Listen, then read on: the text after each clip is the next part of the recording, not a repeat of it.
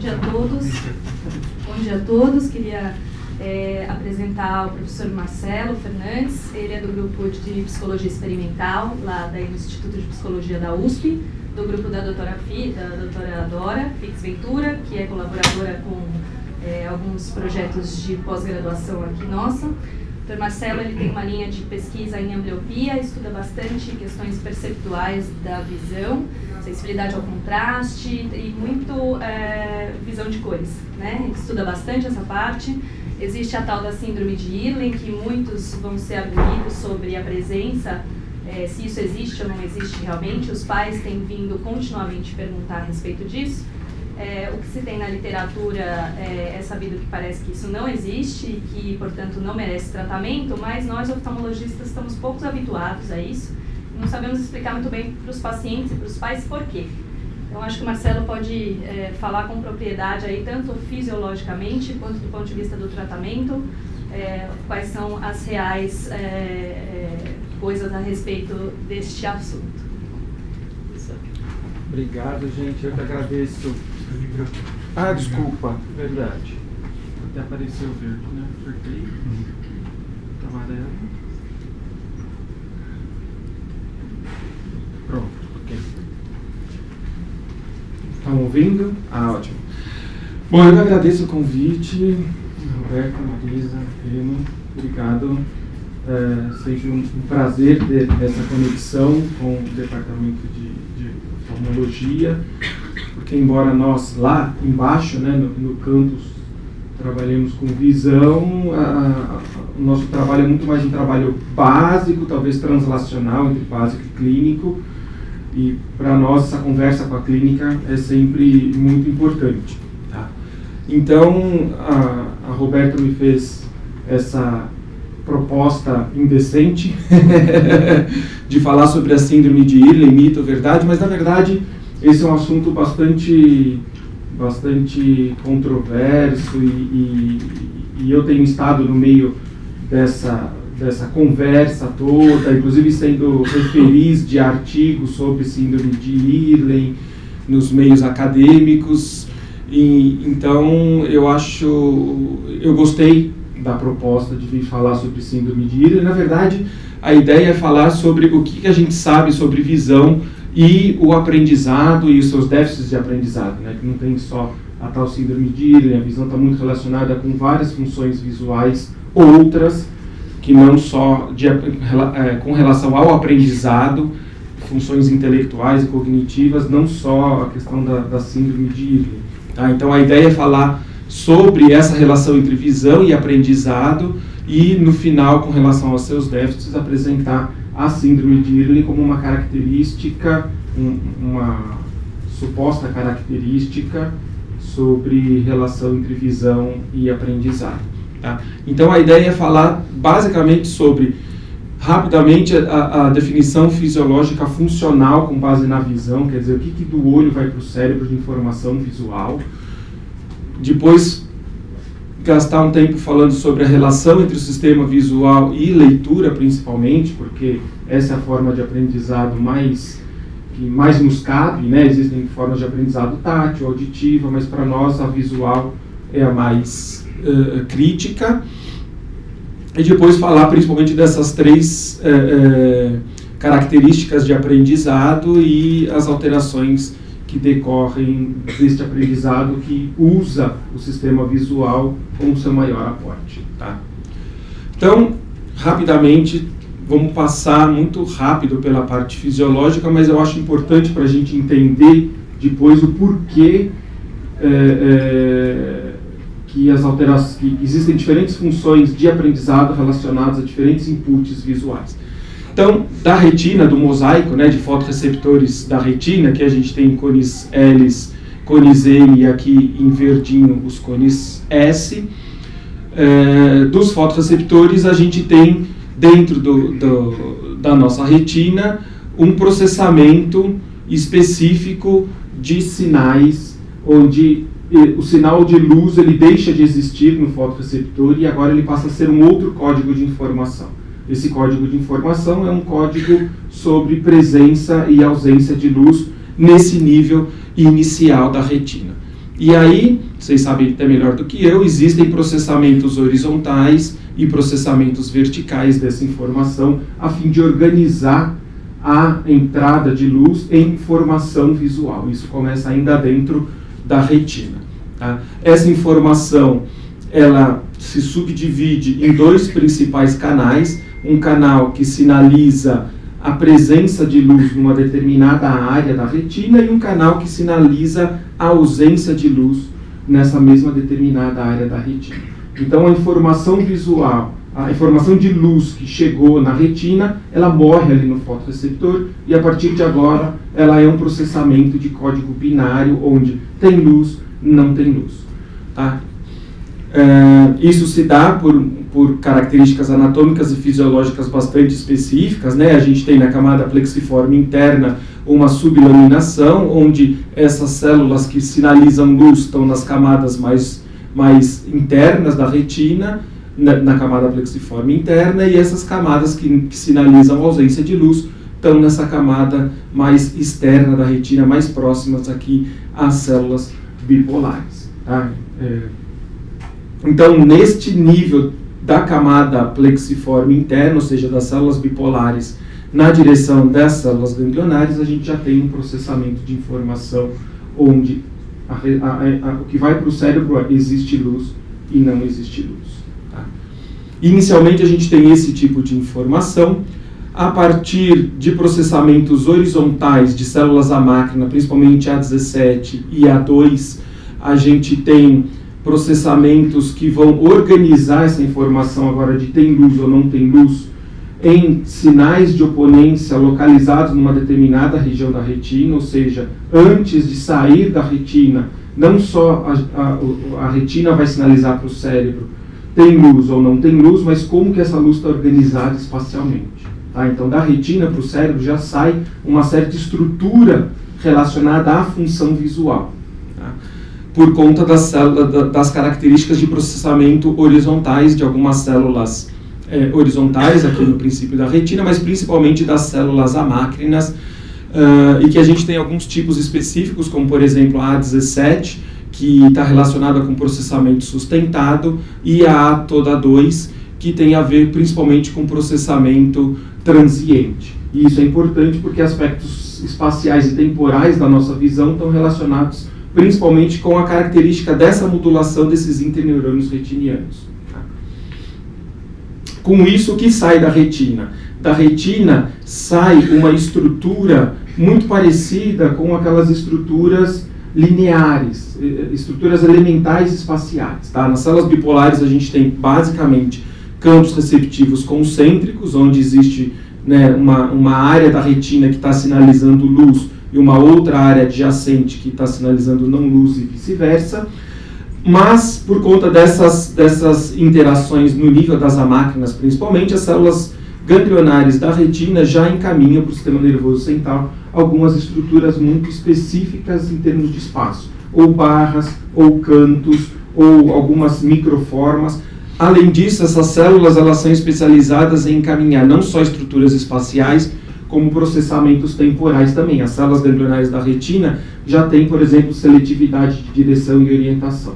Ou seja, as células que são de resposta transiente, elas já sinalizam para o córtex se existe ou não movimento e em que direção esse movimento está acontecendo e que orientação está o objeto em movimento. Ou seja, da retina já sai um código de informação extremamente elaborado para o nosso sistema nervoso central. Tá?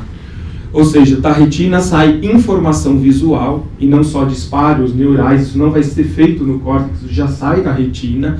Tá? E essa informação tem a ver com a distribuição espacial da luz, ou seja, se existe ou não luz, se essa luz está na vertical, na horizontal, se ela está parada, se ela está se movimentando, além da distribuição cromática da luz, porque uma parte dessas células, principalmente as células bipolares do tipo B e do tipo NF, transportam uma oponência cromática. Então, essa organização espacial aqui, ela também se dá em termos de organização cromática. Existem células ganglionares que, em vez de responder a espaço, respondem para qual área do espectro de luz essa luz chegou na retina, ou seja, se é de comprimentos de ondas mais longos, comprimentos de ondas médios, comprimentos de ondas curtos, fazendo então um processamento cromático. Então, basicamente, do olho para o córtex saem 3 grandes informações. Informações relacionadas a espaço, ou seja, como que está o meu espaço visual, se existe luz e sombra e como isso se organiza espacialmente, estruturalmente. Se, além de luz e escuro, existe alteração com relação a características espectrais, ou seja, se parte da luz tem um componente de espectral diferente, por exemplo, é vermelho e outra parte é azul, amarelo ou verde, essa é uma outra informação que sai da retina. E aspectos dinâmicos, aspectos temporais da luz, ou seja, se essa luz está presente o tempo todo, ou se essa luz fica acendendo e apagando, aparecendo e sumindo. É isso que sai da retina para o nosso córtex visual primário. Tá? Ou seja, são informações ainda muito rudimentares a respeito do que é visão. Né? Na verdade, nem é visão ainda, né? São códigos de informação visual. Então, da nossa retina saem, com base nas células ganglionares anãs, né, que são células ganglionares bastante pequenas. Essas células elas projetam fisiologicamente para as camadas parvocelular do corpo geniculado lateral, então compõem o que a gente chama de via parvocelular. São células que têm pequenas árvores dendríticas, axônios muito finos, e estão relacionadas com funções espaciais acima de 10 ciclos por grau, ou seja, visão de detalhes, né, pequenos elementos espaciais, pequenas diferenças de espaço. Elas apresentam uma resposta sustentada, ou seja, enquanto tem estímulo, essa célula está respondendo, ela não para de responder. Pouco ganho de contraste, isso significa que eu preciso mudar muito o nível de contraste para que essa célula sinalize alguma mudança espacial. E oponência cromática relacionada aos cones L e M, conhecido vulgarmente como oponência verde-vermelho. Tá? Saem da retina também algumas células grandes, que são as células que vão para a camada magnocelular da retina, formando então o que a gente chama de via magnocelular. Elas apresentam grandes árvores dendríticas, axônios bastante calibrosos. Por ter essa característica anatômica, elas geralmente estão relacionadas a padrões espaciais muito baixos, no máximo 1, 2 ciclos por grau. Geralmente elas respondem a padrões muito maiores. Né? Tem uma resposta transiente, ou seja, elas respondem principalmente a mudanças de estímulos e não à presença deles. Então, se eu colocar um estímulo, a via magnocelular responde à entrada do estímulo e para de responder. E aí, quando eu tiro o estímulo, ela responde novamente. Tá? Então, essas células magnocelulares, elas estão muito relacionadas às células, a máquinas do tipo átodo 2. Tá? Elas têm um alto ganho de contraste, ou seja, uma pequena modificação de contraste já estimula essa célula. Então, ela está muito relacionada a pequenas variações de contraste e ela é completamente monocromática. Tá? E isso é extremamente importante para a gente entender os déficits de aprendizado, porque basicamente é isso aqui que a gente está utilizando. E existem as células bistratificadas, células ganglionares bistratificadas, são bistratificadas porque elas recebem input tanto daquela camada plexiforme interna do tipo ON e do tipo OFF. Elas projetam para as intercamadas do corpo geniculado lateral, ficou vulgarmente conhecida na década de 90 como via cônio celular. Com relação à característica dos axônios, existe uma variedade imensa. Aparentemente existem 5 tipos bem descritos, né? Até os anos 2000 eram 3 tipos, hoje em dia a gente tem 5 tipos bastante descritos. O tipo 1 e 2, eles são muito parecidos com essas características da via magnocelular. O tipo 4, ele é muito parecido com a característica da via parvocelular, porém não apresenta oponência cromática, aparentemente só envia informação espacial. E o tipo K3, que é o tipo específico para oponência cromática azul-amarelo.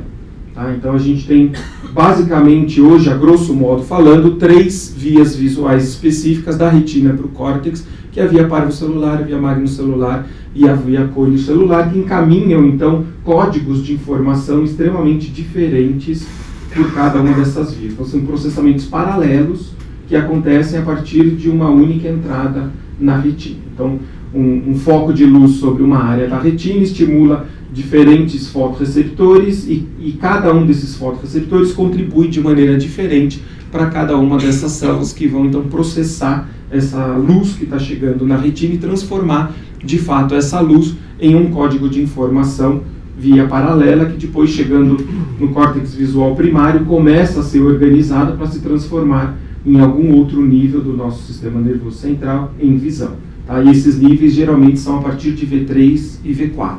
V1 e V2 a gente ainda não tem visão propriamente dita. O que a gente tem são características estruturais relacionadas, ou que vão se tornar visão. Tá? Então, esquematicamente, a gente tem aqui as 3 vias. Essas vias, colho celular, parvo e magnocelular, projetam então para diferentes camadas, né, do corpo geniculado lateral. As camadas inferiores, mais ventrais aqui, correspondem à entrada dessas células grandes, chamadas de via magnocelular, aqui do olho contralateral e ipsilateral, e a camada parvocelular, da mesma forma, 2 camadas ipsilateral e 2 camadas contralaterais, e as intercamadas aqui em azulzinho, as chamadas via colho celular. Tá? O corpo geniculado lateral ele tem algumas funções bastante específicas que, no geral, ele serve para melhorar a organização espacial da informação que vem da retina. Então, de uma mesma área da retina vem uma quantidade grande de células ganglionares, então a resolução espacial da célula ganglionária ela é meio borrada, ela não tem uma definição de borda muito bem específica, e no corpo geniculado lateral que a gente tem é um ajuste desses campos receptivos a fim de aumentar ainda mais a diferença entre centro e periferia e aumentar o ganho de contraste e definição de borda. Tá? Então, bordas altamente definidas, como a gente tem, por exemplo, na tabela de acuidade visual, que são letras abruptas, né? Mudanças abruptas entre o preto e o branco, aquela linha altamente definida. Isso se dá no córtex visual primário, mas em grande parte por conta do trabalho do corpo geniculado lateral em ajustar no meio do caminho, aumentando o contraste diferencial entre as regiões de claro e escuro. As vias magno e parvocelular entram em diferentes áreas do meu córtex visual. A via parvocelular em camada 4C beta, magnocelular em camada 4C alfa, ou seja, ainda existe uma segmentação da entrada de informação no córtex visual primário, na entrada dele, né? E a via colho celular projeta diretamente para a camada 2 e 3. A partir daí, o que a gente tem é uma conversa entre as informações, num primeiro nível, ainda dentro da camada, por interneurônios. A gente sabe, desde a década de 60, com os trabalhos de Hubble e Wiesel, que 85% do nosso córtex visual é um córtex binocular, porque as funções binoculares elas são fundamentais para a nossa organização de espaço. Não é só estereopsia, visão de profundidade. Quando a gente perde binocularidade, a gente perde orientação espacial, julgamento de profundidade, posicionamento ocular, a gente perde uma série de funções muito refinadas. Por isso que o estrabismo é algo extremamente crítico e infelizmente pouco valorizado. A gente tem, então, a princípio, essas conversas intracamadas e, posteriormente, por conta dessas camadas, dessas conversas entre camadas, não só a questão de ter a maioria das células corticais como sendo binoculares, todas as funções espaciais e temporais, quando chegam no córtex visual, apresentam somação binocular, ou seja, eu sou muito mais eficiente em ver acuidade, enxergar contraste, em localizar coisas no espaço, né? Medidas psicofísicas de dissecção de linha mostram que estrábicos erram um julgamento quase 1 grau, né? Ou seja, eles perdem orientação espacial. Por quê? Porque todas as nossas funções visuais, elas são baseadas num processo de somação binocular que acontece no córtex visual primário.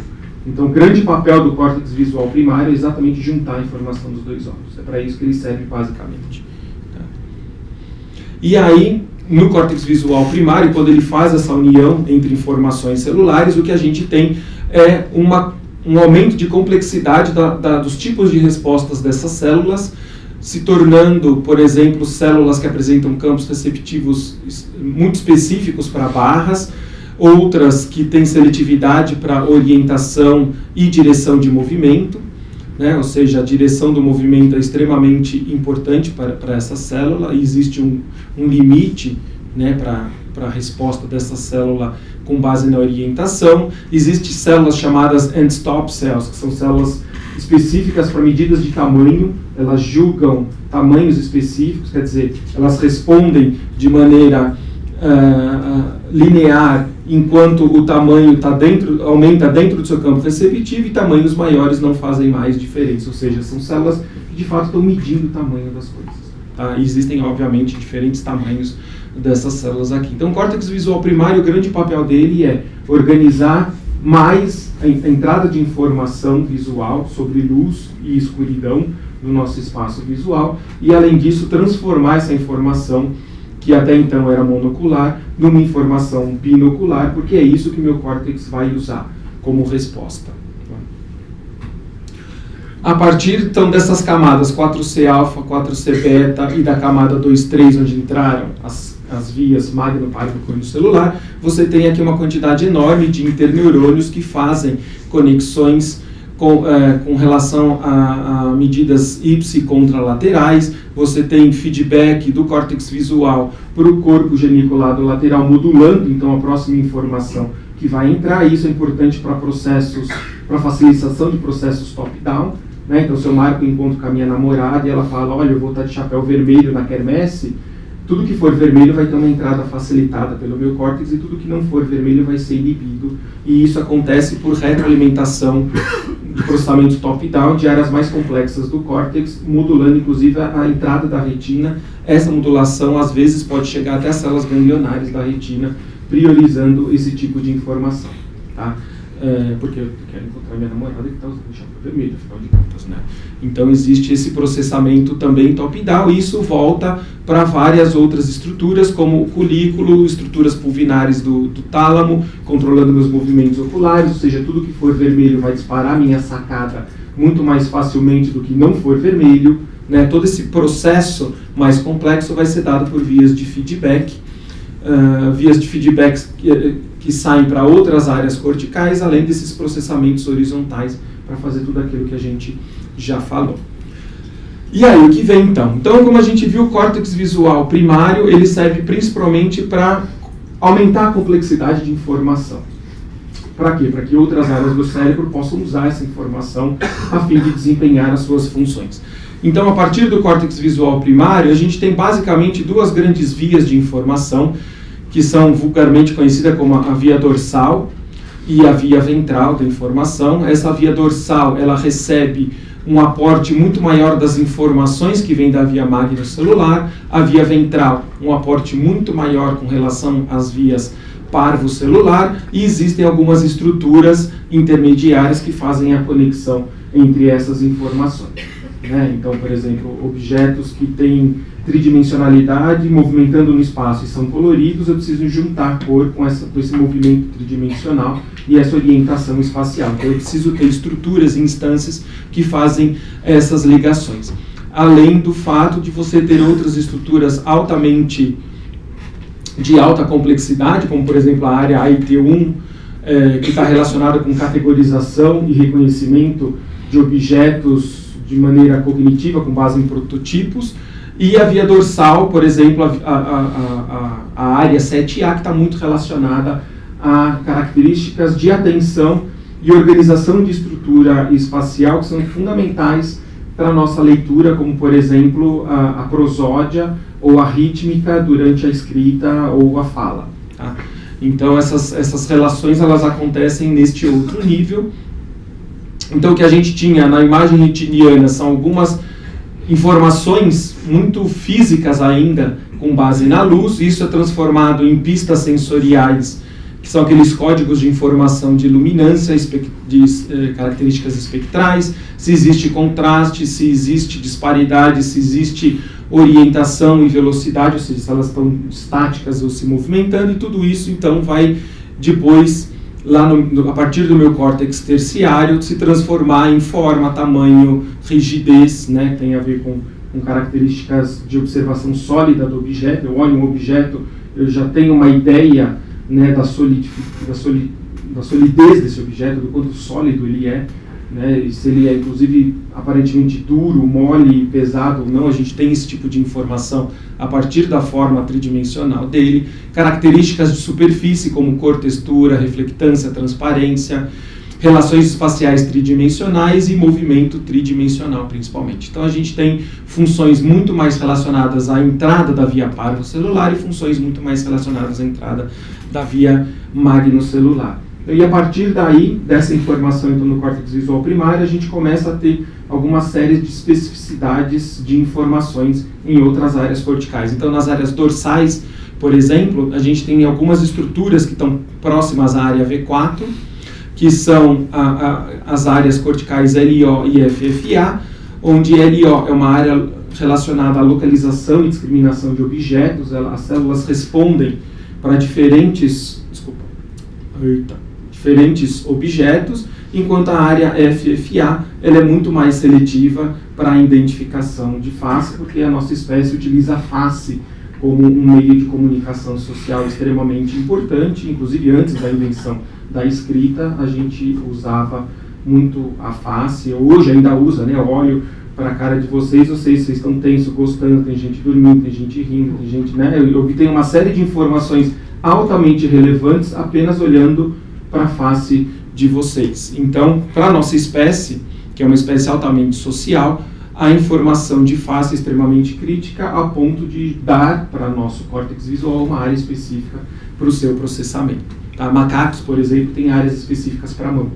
Né? Nós também temos, mas a nossa pequenininha do macaco é muito maior, porque ele usa muito mais as mãos do que a gente, para o manuseio de objetos, pular de um galho no outro. Ele tem uma necessidade de processar informações de mão muito maior do que a gente. Então, o córtex do macaco tem uma grande área de mão, a nossa é relativamente pequena. E vejam que V1 e V4, elas não são capazes de diferenciar, por exemplo, entre um objeto e uma face, enquanto estas outras áreas já são capazes de identificar. Então, aqui, quando eu tenho uma face altamente identificada, eu tenho uma porcentagem de ativação muito maior do que quando eu tenho uma face que é detectada, mas não identificada, ou seja, uma face em que eu consigo saber que é uma face, mas eu não consigo extrair outros elementos dessa face. Eu não sei julgamento de emoção, eu não, né, uma face de baixo contraste, por exemplo, não consigo tirar outras informações, embora eu sei que seja uma face, ou uma face de desenho, por exemplo, não caracterizada. E quando eu não detecto o estímulo, estímulos indetectáveis como face, então eu pego a face e faço o embaralhamento dessa imagem, eu tenho basicamente pouca atividade nessa área, enquanto que quando eu identifico algo estruturado além de algo não estruturado, essa área LO, que é a área que responde para objetos, ela responde praticamente igual para essas duas estruturas em comparação ao scramble, né, ao embaralhado. Então, essa área é uma área que, de fato, reconhece diferenças, mas está mais relacionada a objetos, e essa, de fato, é uma área mais relacionada à face. Então, para informações de maior aporte da via parvocelular, eu tenho essas funções. Para maior aporte da via magnocelular, eu tenho outras funções, como, por exemplo, a área MT, ou conhecida como área V5, que é uma área que processa de maneira rudimentar estereopsia e movimento, e depois essas outras áreas, a partir de V5, vão refinar essa informação. Então, a gente tem uma área do temporal superior medial, a parte mais dorsal dela está relacionada com automovimento, ou seja, ela responde quando eu estou me movimentando em relação ao espaço, e não é o espaço que está se movimentando em relação a mim. Tá? Essa outra área ventral é que faz isso, que processa as trajetórias, quando eu estou parado e os estímulos estão se movimentando em relação ao meu corpo.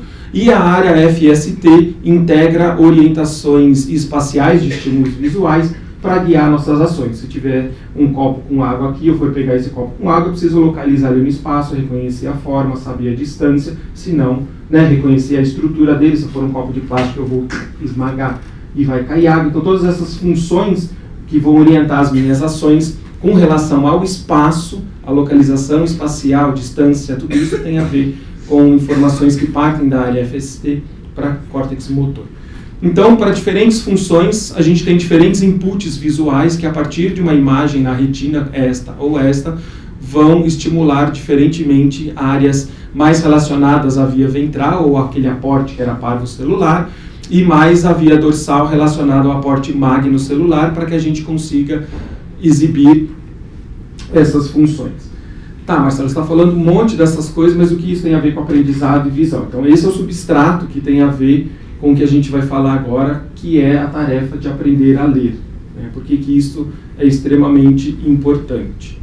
Antes de passar para esse outro tópico, vale a pena lembrar que, aparentemente, de 10 a 15% das células que saem da retina não vão para o córtex visual, não participam da nossa visão consciente, ou seja, não vão fazer nossa visão acontecer. Porém, a partir de estruturas do mesencéfalo e do colículo superior, principalmente, elas vão partir para várias áreas corticais, sinalizando outros tipos de informação.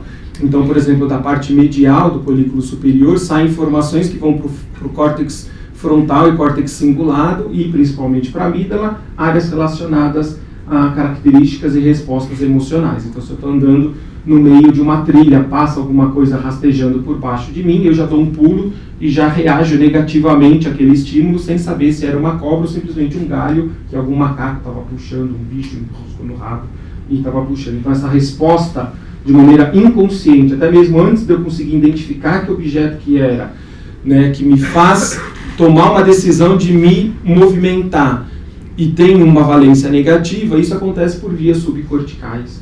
Né? Ou seja, a gente não sabe que estímulo que é, mas a gente reage a ele de maneira negativa e positiva. Assim como quando a gente chega num lugar e basta dar uma rápida olhada, né, no local, a gente sabe se já curtiu ou não curtiu aquele lugar. Você entra num barzinho e fala, ih, aqui não vai rolar nada. Né? 3 segundos no lugar, você já sabe se vai ser legal ou não vai ser legal. Por quê? Porque uma série dessas informações já entraram e já estão modulando várias respostas corticais relacionadas à entrada visual. E outras áreas vão também modular respostas corticais do córtex visual primário e extraestriado, a fim de fazer aquela facilitação, né, do tipo, vou encontrar minha namorada com chapéu vermelho, então o que for vermelho vai ser facilitado. Existem entradas aqui que vão modular esse tipo de processamento e para que a gente desempenhe aquilo que a gente precisa desempenhar de maneira otimizada. E uma parte dessas células que vem para estas regiões aqui são aquelas, vem inclusive das células ganglionares fotossensíveis intrinsecamente, né, as PRGCs, que são células que estão relacionadas ao ritmo circadiano e à modulação de tudo que tem a ver com a nossa homeostase básica, batimento cardíaco, aumento de temperatura, de acordo com o ritmo circadiano. Esses inputs vêm das células hiper-RGCs, que no glaucoma, por exemplo, estão bastante prejudicadas, e se estuda muito o glaucoma como uma variante de Alzheimer, no sentido de que essas células também podem estar prejudicadas, porque no Alzheimer elas estão bastante prejudicadas, no Parkinson também. Então, são células ganglionares da retina que são fotossensíveis à luz e elas projetam totalmente para essas regiões aqui do colículo superior, glândula pineal, e tem essa função outra de controlar outros mecanismos, não tem nada a ver com visão nesse sentido, no sentido que a gente mais conhece, mas estão regulando mecanismos homeostáticos básicos do nosso organismo. Então, como tudo isso se encaixa com a leitura? Agora que a gente começa a chegar lá. Tá? Então, para uma leitura eficiente, pelo que a gente acabou de ver, a gente precisa usar muito do nosso sistema magnocelular. De que forma a gente usa essas informações do sistema magnocelular? Primeiro, com base no controle dos movimentos oculares. Os nossos movimentos oculares, principalmente os nossos movimentos sacádicos de perseguição lenta, eles usam muito o aporte da via magnocelular. A alta sensibilidade ao contraste e a alta sensibilidade para movimentos transientes são os que fazem com que a gente tenha sacadas extremamente precisas durante a nossa leitura. Tá? Então, isso é o sistema magnocelular que faz essa correção. Tá? Então, o controle dos movimentos oculares tem basicamente um aporte de via magnocelular. A orientação espacial durante a leitura, né, a gente usa também a via magnocelular, porque é ela que nos dá a orientação. Então, onde começa o parágrafo, onde termina a linha para fazer a sacada corretiva, todas essas orientações de espaço, né, a verticalidade da linha, tudo isso, quem nos dá é o sistema magnocelular. E a gente aprende a usar essa informação durante a leitura. Então, japonês lê nessa direção, árabe lê nessa direção, nós lemos nessa direção, que é a mais antifisiológica possível, né? E a gente então precisa aprender a controlar os nossos movimentos, saber onde começa, onde termina, senão eu vou parar com o meu olho para cá, faço uma sacada na porta e não na borda do papel. Quer dizer, essa orientação espacial de onde está o meu objeto, ele se deve a fim da via magnocelular. Identificação global de objetos e símbolos, quer dizer, identificação dos caracteres especificamente, se aquilo que eu estou lendo é uma letra, ou é um objeto, é uma figura, é um símbolo, e depois vai ser associado aos seus significados semióticos, mas se é uma seta, ou se é uma palavra seta, tudo isso diferente, toda essa organização visual e estrutural diferente, né, dos caracteres é dado inicialmente pela via magnocelular. Aquelas vias parietais, córtex 7A, por exemplo, tem uma função importante com a organização de prosódia e sintaxe. Quando a gente escreve casa, colocando a sílaba CA e depois a sílaba SA, essa organização no espaço, que vem primeiro, que vem depois, quem dá é a via magnocelular. É a entrada da via magnocelular que vai organizar o meu espaço visual e vai organizar como eu devo colocar no espaço as coisas. Inclusive o espaço entre uma palavra e outra, tudo isso tem a ver com este arranjo, com informações principalmente da via magnocelular. E aspectos atencionais que também estão muito relacionados à questão da leitura, do aprendizado, também tem um aporte magnocelular extremamente importante.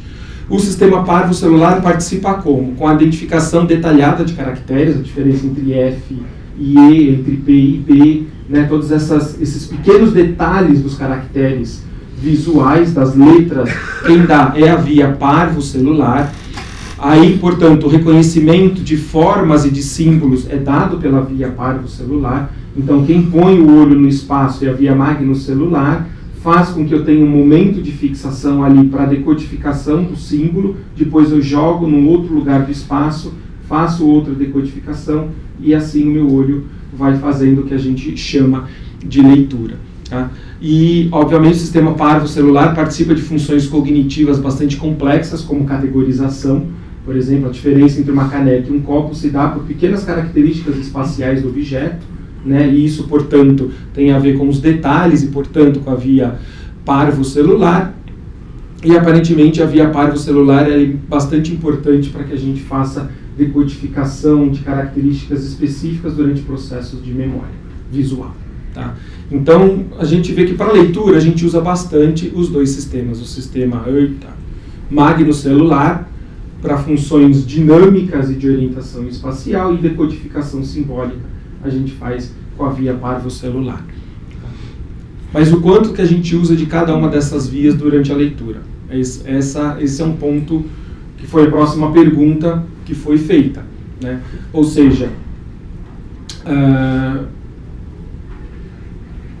existe uma relação intrínseca entre as vias magno e parvocelular durante o processo de leitura. Tá? Aqui a gente tem um gráfico que mostra a frequência de refixações como uma função da posição inicial do olho para palavras já conhecidas e palavras não conhecidas, e existe uma diferença deste posicionamento ocular, ou seja, o que acontece a gente, durante a leitura, a gente coloca o nosso olho em determinado lugar da palavra, e existe um processo de decodificação simbólica pela via parvocelular. Conforme eu vou fazendo essa decodificação simbólica, esta informação passa para outros níveis de processamento cortical, vão ficando cada vez mais sensoriais e, portanto, durante a minha próxima leitura, eu não preciso fazer muito mais refixações ou perder a posição ocular, ou seja, vou ficando mais eficiente, inclusive, em colocar o meu olho em palavras conhecidas. Então, conforme eu vou aprendendo a ler, vou conhecendo as palavras, essas palavras vão modificando a forma com a qual eu me comporto ocularmente, posicionando o meu olho. Tá? E isso acontece com a gente. Quando a gente pega uma palavra nova, a gente faz um movimento ocular igual de criança que está aprendendo a ler, praticamente silábico. Quando a gente pega uma palavra conhecida, a gente, no geral, palavras até 5, 7 caracteres, a gente põe o olho no final da palavra e a gente lê a palavra de maneira parafovial, a gente não lê com a fóvea as palavras. Tá? E esse gráfico mostra que o movimento ocular, então, ele é extremamente modificado por características tanto de conhecimento da palavra quanto de posicionamento inicial da minha visão. Quanto mais preciso, conforme eu vou aprendendo a ler, não só vou aprendendo que palavra que é, o que significa aquele símbolo, como eu vou modificando a posição no qual eu faço a aterrissagem do meu olho sobre aquela palavra. Eu vou modificando, então, o landing do meu olho, onde o meu olho se coloca, em termos de aterrissagem pós-sacada,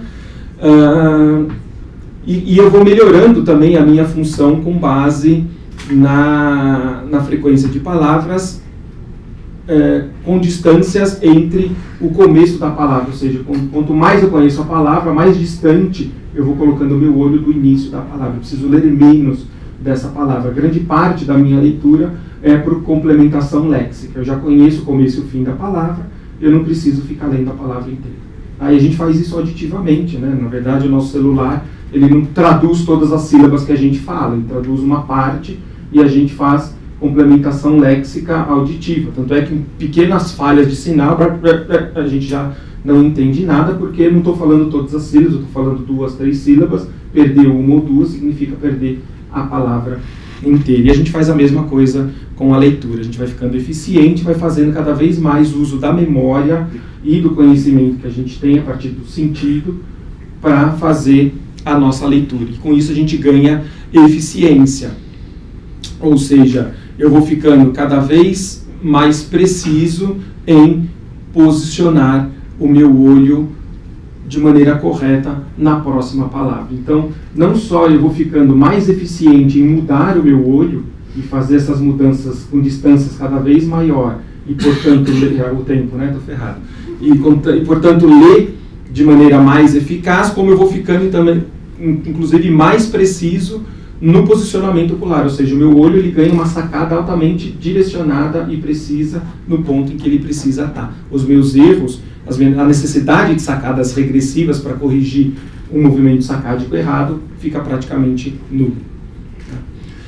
A atenção também modula bastante, né, a minha posição ocular, principalmente para palavras em que eu não conheço, palavras conhecidas, tanto faz dar muito ou pouco atenção, mas antes de aprender a palavra, a atenção é altamente necessária e, portanto, a atenção modifica o meu comportamento ocular, então ela é extremamente importante para processos de leitura guiadas visualmente. Eu vou correr, tá? Me desculpem.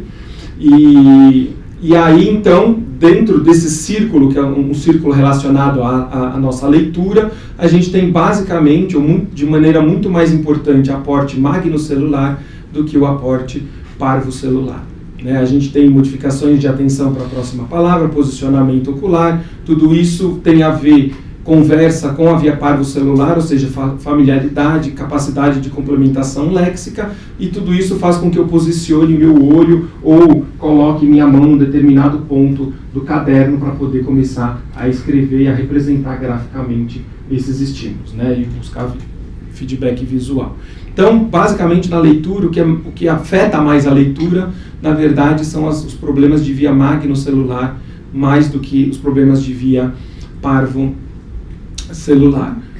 Aqui um outro gráfico mostrando também palavras grandes, e palavras de baixa complexidade e alta complexidade, a nossa capacidade de fixação, e a gente vê que para palavras muito grandes e palavras muito difíceis, a gente ainda faz alguns errinhos, mostrando que o nosso processo de leitura ele não é tão eficiente assim. Existe um limite entre mais ou menos perto de palavras com 7 letras, no qual a gente é extremamente eficiente. Palavras muito grandes a gente não consegue fazer essa complementação léxica, a gente tem que fazer algumas pequenas sacadinhas aqui para poder ler a palavra como um todo.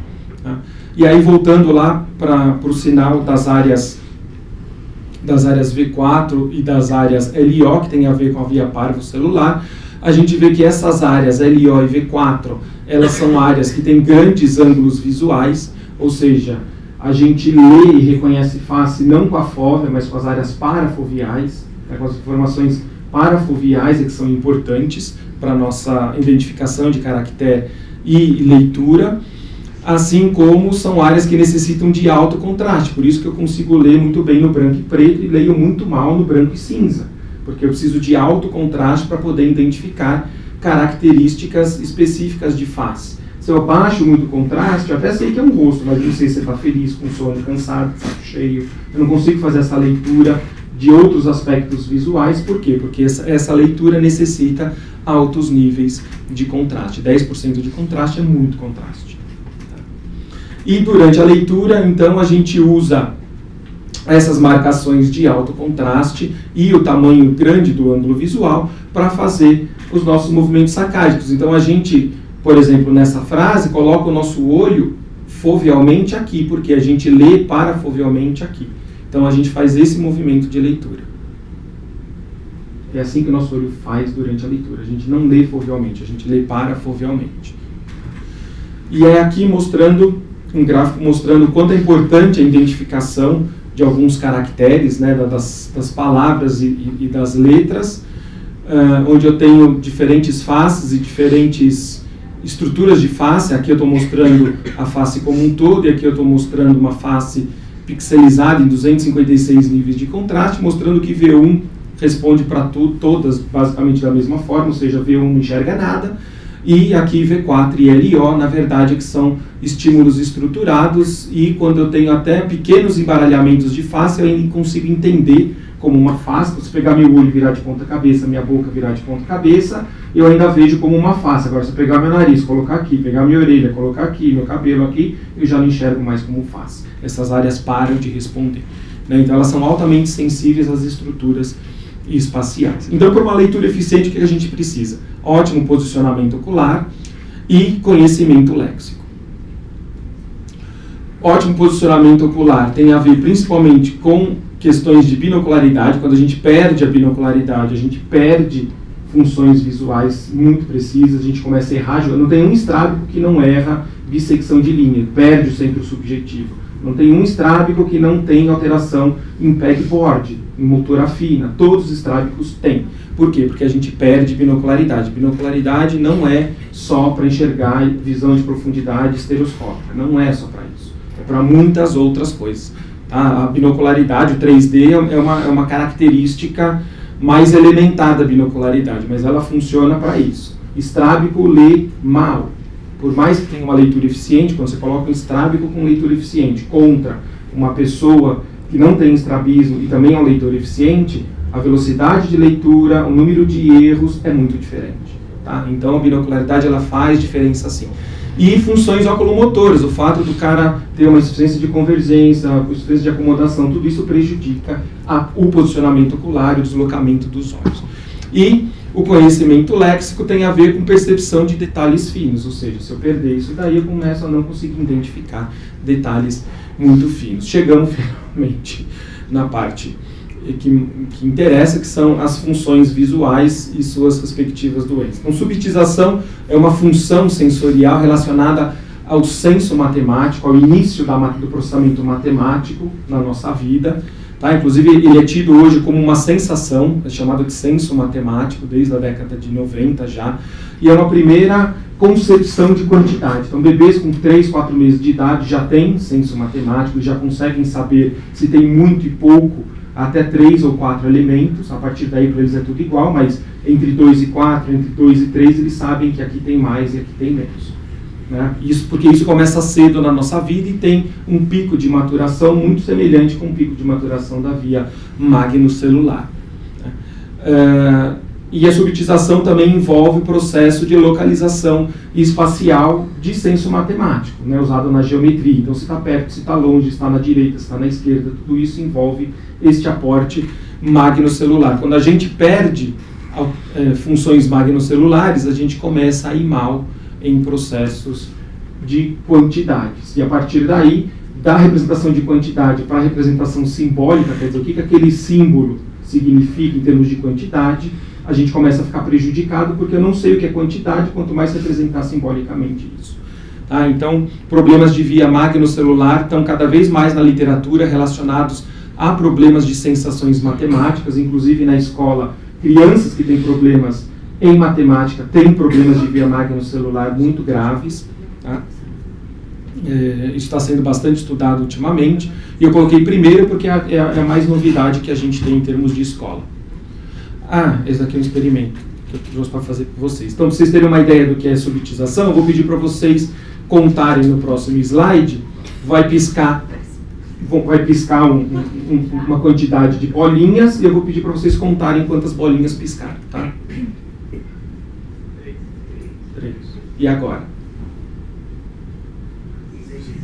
5, 6. Além do tempo de reação demorou bastante, ou seja, a subutização ela tem de fato a ver com esse senso matemático pouco discriminativo, é um senso de quantidade sem capacidade léxica verbal. Eu sou bom com pequenas quantidades, com 3 a gente vai bem, na verdade até 4 a gente vai bem, e a partir daí a gente começa a ficar cada vez mais ineficiente, e a partir de 9 a gente é uma porcaria. Tem 9, tem 100, é muito, tá? Em termos de apreciação de quantidade. Mas isso é extremamente importante, porque basta eu olhar nessa sala, eu sei que tem mais gente sentada desse lado do que esse sem contar. Eu não preciso nem contar para ter essa noção, né? E esse input visual entrou. Então, isso é que é a subutização, esse senso matemático elementar.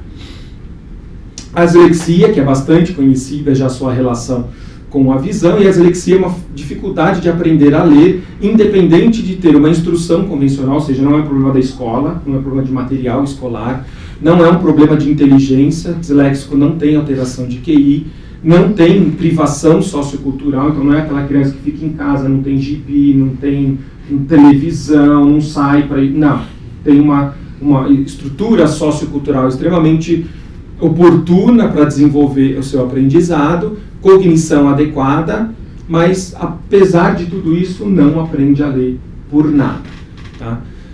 O que se tem em termos de dislexia? Dificuldade de consciência fonológica, ele não consegue fazer a tradução dos sons para os símbolos, e aí que entra a parte da visão, porque o disléxico consegue ouvir e entender e não consegue ler e entender. Então, auditivamente, ele faz a transformação de som para a consciência fonológica, visualmente ele não faz. Porque quando a gente começa a ler, é legal ver criança ler, né? Minha mãe, ele tem que falar, né? Por quê? Porque a consciência fonológica ela começa da parte auditiva e depois passa para a leitura. E o disléxico não tem isso, ele não passa para a leitura. Então, palavras estruturadas ou palavras bagunçadas, para ele é a mesma coisa. Ele não consegue aprender o significado daquilo que está lendo. Ele não faz, né, representação fonológica da leitura.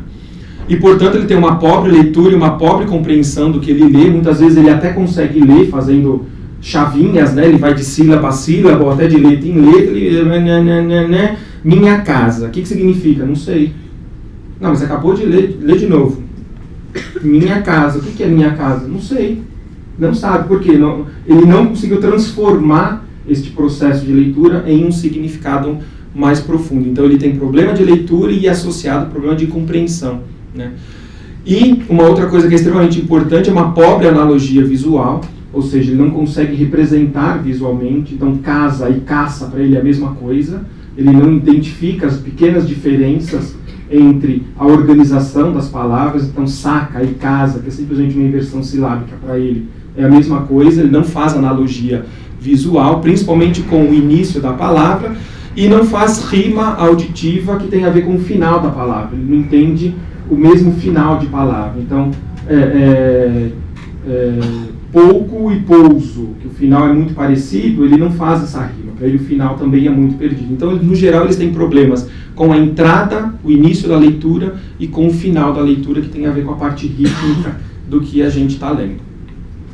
Grande problema da dislexia tem a ver com o posicionamento ocular e com a movimentação ocular. A movimentação ocular do disléxico é uma desgraça, e o posicionamento ocular dele tão desgraça quanto. É muito ruim. Tá?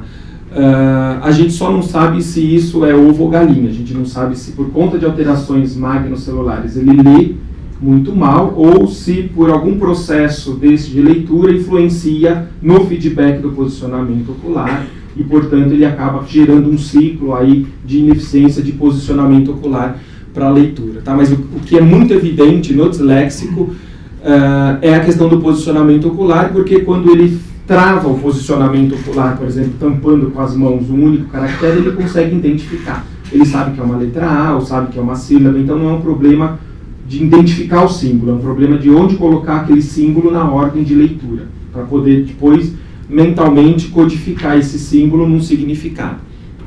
Então, essas alterações Aparentemente, o que a literatura mostra são alterações do aporte magnocelular, e essas crianças apresentam, isso está cheio na literatura, redução de sensibilidade e contraste para baixas frequências espaciais, característica magnocelular, por isso que eu enchi o saco no começo falando de fisiologia, redução de sensibilidade para altas frequências temporais, ele é incapaz de perceber mudanças muito rápidas no tempo, e a gente faz isso quando faz sacada, né? A gente olha para cá, para cá, para cá, para cá, o nosso olho está mudando muito rapidamente, e a gente perde, o disléxico perde essa capacidade de reconhecer mudanças temporais muito grandes.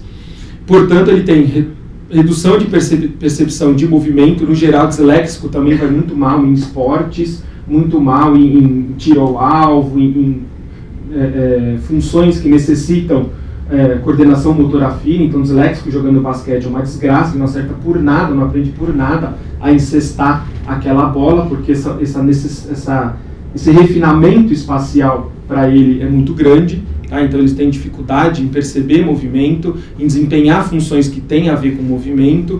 Tem redução de profundidade binocular, a estereopsia dele está reduzida.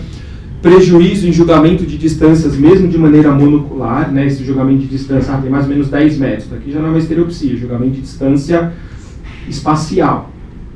Mesmo assim, eles erram e erram bastante. Eles, tem 3 metros, na verdade tem 10. Eles têm um erro muito grosseiro de julgamento espacial, porque toda a via magnocelular deles está muito comprometida. Aparentemente, eles não têm problema de via parvo-celular, visão de cores anormal, identificação de detalhes anormal. Quando você dá tempo para a via parvo-celular, você elimina o componente magnocelular da jogada, ele consegue desempenhar a tarefa muito bem. Então, toda a literatura aponta para problemas magnocelulares na dislexia. Tá? Então, aqui alguns exemplos. Movimentos oculares dos disléxicos, então vejo que eles têm funcionalmente as mesmas características, né? Não tem estrabismo maior, posicionamento ocular normal, posição de cabeça normal, acuidade visual no geral normal, mas eles apresentam problemas de fixação e números de perda de fixação, problemas de números de sacadas por palavra, tempo de reação, ou seja, tempo que eles gastam em cada palavra é muito maior, que eles dependem mais da via parvo-celular para decodificar do que a via magnocelular, então eles não ficam leitores eficientes, eles sempre vão ler de maneira truncada, o tempo de leitura deles é maior, o número de sílabas que eles leem por segundo é metade do que uma pessoa normal lê, enfim, todas as funções relacionadas principalmente à movimentação espacial e posicionamento espacial está alterado no disléxico. Então, de fato, é um problema muito grande de via magnocelular. Aqui, na Trends of Neuroscience, uma medida experimental com lesão em corpo geniculado lateral de macaco, mostrando que a via magnocelular é prejudicada com lesões, de fato, nessa parte inferior. E macacos que têm estas áreas correlatas do humano perdem essas funções quando a gente tem lesão de via magnocelular, ou seja, eles perdem localização espacial, eles começam a errar a localização espacial, e o disléxico também tem isso, perdem orientação espacial própria de objetos, o disléxico também tem isso, quer dizer, o disléxico não aprende por nada o que é direita e esquerda, ele tem 30 anos de idade e vive se confundindo o que é direita e esquerda, e não consegue aprender o que é direita e esquerda, ele tem dificuldade com isso. Reconhecimento de objetos, letras, né, a posição das letras é muito complicada, a gnosia topográfica, para ele se é casa, usaca, para ele é tudo a mesma palavra, ele perde esse reconhecimento espacial, né?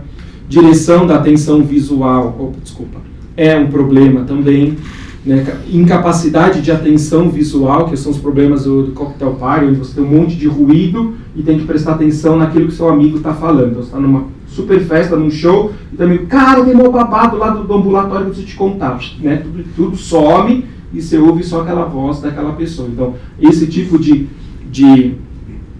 problema de atenção auditivo também está presente no disléxico. Então, não se sabe se é um problema de atenção, porque visão e audição estão problemáticos, ou são problemas específicos visuais e auditivos, isso ainda está em discussão na literatura. Eles têm pobre coordenação visomotora, associação viso-verbal, quer dizer, o som não bate com a palavra, com a letra que está sendo lida. Problema de atenção para múltiplos objetos é um problema, principalmente porque a dislexia dá bastante também em homens, e homem já é um problema para multitarefas, né? A nossa atenção ela é altamente focada, mas ela não é tão boa para multitarefas, diferente das mulheres que têm uma atenção mais aspectos multiatencionais mais facilmente alocados. Mulher aloca atenção mais facilmente do que homem. O homem geralmente dá atenção para um ou dois objetos só, mas de maneira mais profunda. E os disléxicos, aparentemente, estão demonstrando ter esse tipo de problema. Ainda é uma dúvida, mas aparentemente eles também têm problemas de múltiplas atenções. E, finalmente, a tal da síndrome de Early. O que é a síndrome de Early? Fui buscar a definição da síndrome de Early. Já achei um problema aí, pessoalmente falando. Tá? Síndrome de Early. Redução da habilidade. O que ele está chamando de habilidade? Cerebral de processar informação visual. Não disse nada, porque a gente acabou de ver que V1 faz uma coisa, V4 faz outra, L1 faz outra, V dorsal faz outra. Quer dizer, tem problema cerebral de decodificar a visão, não precisa ser gênio para definir isso. Né? Não tem refração, então é problema cortical. Não sei se é. E se for, que tipo de problema é? Então, para mim, síndrome de Early já tem um problema com a sua definição inicial. E aí a gente vai para os sintomas que definem a síndrome de Early. Né? Impressões em papel parecem diferentes.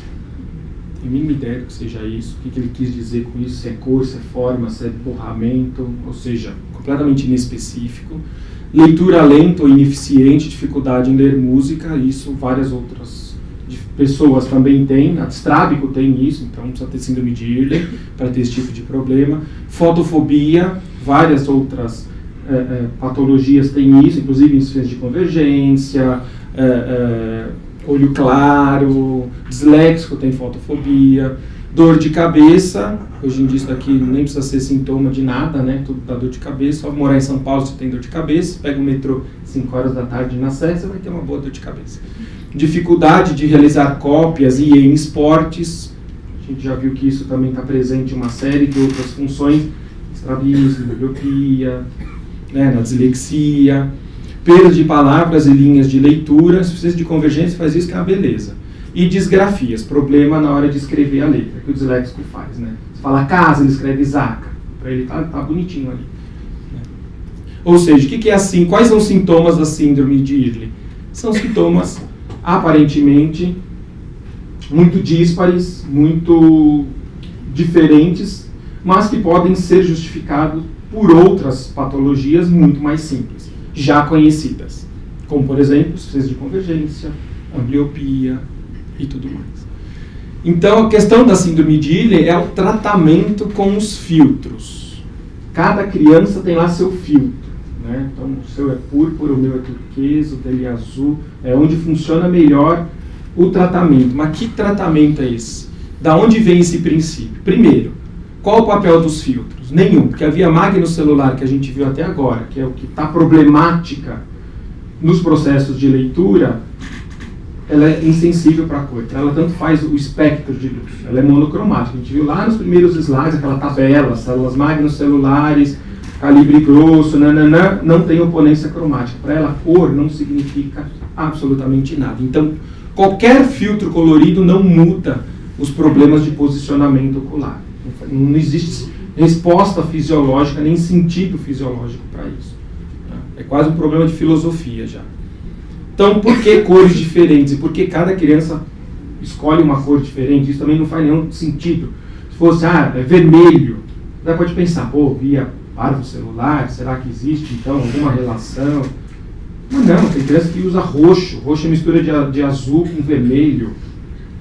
Ou seja, via cone e via parvo. O outro é amarelo, o outro é azul turquesa. Quer dizer, não existe a menor justificativa cromática para cores diferentes. Além do fato da fisiologia da via magnocelular completamente insensível para a cor.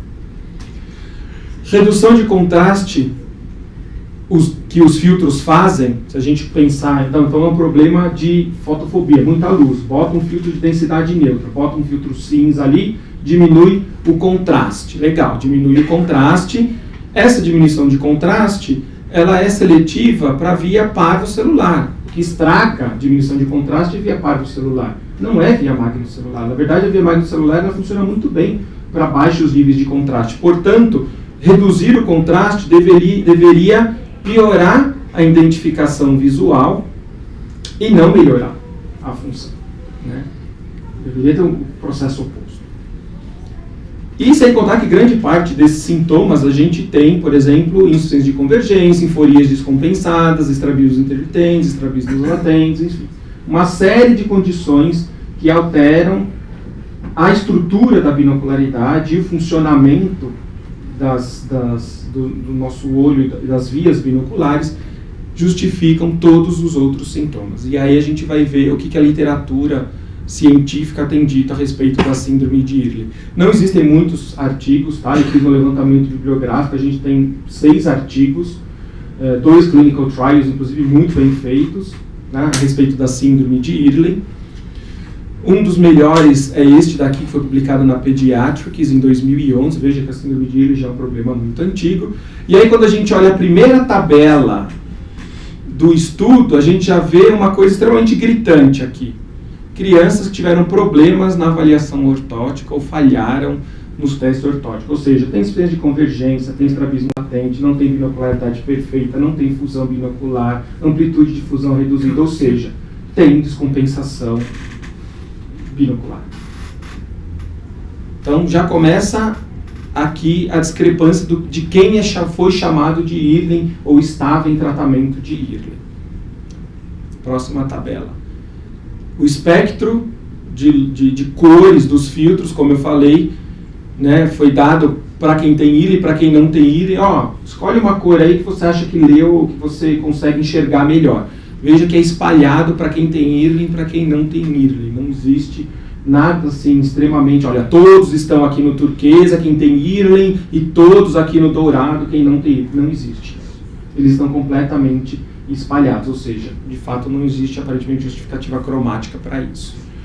E quando a gente vai testar os caras em taxa de leitura e números de palavras por minuto, usando, por exemplo, aquela tabela NM-READ, por exemplo, usando o filtro colorido, que foi prescrito pelo terapeuta de Early. Esse filtro não prescrito é um filtro completamente contrário, então se o seu filtro é roxo, agora tu vai ler com amarelo. E aqui é um filtro de densidade neutra, ou seja, um filtro cinza que não tem efeito colorido nenhum, porque a grande questão do Early é, né, a cor personalizada ali no negócio. E a gente vê que o grupo não Early e o grupo Early são exatamente iguais em números de palavras por minuto, não diferem com diferente tipo de filtro, ou seja, na melhor das hipóteses, um efeito placebo do tipo, você melhorou com o azul, né? Melhorei. Tá? Não tem nenhuma medida de fato que diga que síndrome de Early exista. Tá? Então, as mudanças de velocidade de leitura da condição inicial com a condição de filtro, seja ele qual filtro for, estão muito próximas do zero, ou seja, não muda. Então, não existe nenhum efeito desse filtro na síndrome de Early. E o que esse artigo conclui é que os problemas são todos problemas de binocularidade, ou seja, todos relacionados a problemas oftalmológicos, pediátricos, ortóticos, né, insuficiência de convergência, amplitude de fusão, todos esses problemas é que na verdade são a base de algumas dificuldades de leitura. Então, não existe de fato síndrome de Early, mas ser mal diagnosticado. Um outro artigo do Ophthalmology and Physiological Opticals, também usando filtros coloridos em crianças em fase escolar. Aqui foi uma avaliação ortóptica e optométrica, né, da parte ótica. E aí também, quando a gente vê aqui essa tabela de quem usa filtro, das crianças na escola com os mesmos problemas que não usa o filtro, a gente vê que, por exemplo, amplitude de acomodação tem diferença, alteração em amplitude de acomodação quando você repete, ou seja, esforço acomodativo está problemático, problemas com quebra de convergência na amplitude de fusão está alterado, alinhamento prismático, ou seja, capacidade de orientação espacial está alterado, ou seja, são problemas que a gente já conhece desde a década de 50, 60, são problemas de insuficiência de convergência, né, estrabismo intermitente, tudo aquilo que a gente já está cansado de saber que existe. Aqui, a média do tempo de leitura também com filtro e sem filtro em quem tem a síndrome de Early e que não tem a síndrome de Early não muda nada. Ou seja, mais um estudo mostrando que o filtro não faz diferença nenhuma. E, obviamente, as conclusões que a gente chega, então, tudo isso que a gente viu hoje, da literatura, da revisão fisiológica, de que o sistema visual, de fato, ele é altamente relacionado com a leitura e com o aprendizado léxico, e envolve principalmente funções espaciais e temporais, ou seja, o que é importante para a gente aprender a ler, o que é importante para a gente aprender a se deslocar no espaço, é a via magnocelular e não a via parvocelular. Por isso que um cara com 20, 40 de visão pega o ônibus, faz de tudo. Ele não consegue ler a Bíblia, mas ele consegue pegar o ônibus, saber onde está a faca na cozinha. Por quê? Porque a via magnocelular é que está mais funcionando nesse tipo de alteração. Né? A acuidade visual é importante para a gente poder fazer, de fato, medidas muito refinadas, mas não é o crítico por os problemas de alteração de leitura e de aprendizado, porque aparentemente essas crianças têm acuidade visual normal, identificação de caractere normal. O problema é onde eles colocam o olho e a bagunça que esse posicionamento faz dentro da organização cortical deles, que a gente viu naquelas áreas parietais. Tá? Então as funções, todos os artigos que envolvem dislexia, síndrome de Irlen, problemas de leitura, problemas de subtização e agora até problemas de aritmética, a subtização está chegando já na aritmética, aparentemente todos eles têm a ver com o aporte magnocelular. E isso é que é o mais importante. Então, ter alteração magnocelular leva a problemas de orientação espacial, problemas de perceber movimento, problemas de estereopsia, e aí, na hora que eu vou posicionar minha mão no caderno para escrever, eu coloco no lugar errado, eu vou escrevendo e vou perdendo de linha, troco sílabas na hora que eu estou escrevendo, e depois que eu vou ler aquilo que eu escrevi, eu não consigo, porque eu fiz uma bagunça total. É um problema de orientação espacial e não de decodificação simbólica. Então, síndrome de Irlen, até agora, a ausência de provas científicas específicas e as alterações mais fortes são alterações relacionadas às alterações antigamente ortópticas e hoje em dia, né, do domínio da oftalmopediatria só, né, que são as questões de amplitude fusional alterada, redução de paralelismo ocular estável, redução de estereopsia, e todas têm acuidade visual normal. Então, a conclusão é de que a síndrome de Irlen é uma doença que não existe, na verdade, é uma ignorância sobre os conhecimentos de estrabologia ortótica, das funções oculomotoras e visuais de séculos. Eu acho que deve ter tido aí algum lapso temporal, e aí as pessoas perderam um pouco, né, o contato com este conhecimento, que não é novo, é muito antigo, e com isso eles perderam a capacidade de fazer alguns tipos de diagnósticos, e essa síndrome de Irlen apareceu, principalmente, ela é muito forte na optometria, né? E ela apareceu como uma coisa que responde aí uma série de problemas que a oftalmo, de fato, também não tem conseguido dar conta, porque são funções terapêuticas, né? Que o ortoptista trabalhava muito, treinar amplitude de difusão, e hoje isso quase não tem mais. Então, isso caiu na mão, principalmente de optometristas, essa parte terapêutica, né? Foi perdida, não a parte médica, mas terapêutica, e com isso a gente perdeu, então, a mão, né, desse tipo de tratamento. Isso apareceu agora novamente como um tratamento chamado síndrome de Irlen, super revolucionário, e que a gente vê que, na verdade, não existe. Tá? Era isso que eu tinha para apresentar para vocês. Muito obrigado pela paciência, desculpe o atrasado. A hora que eu falo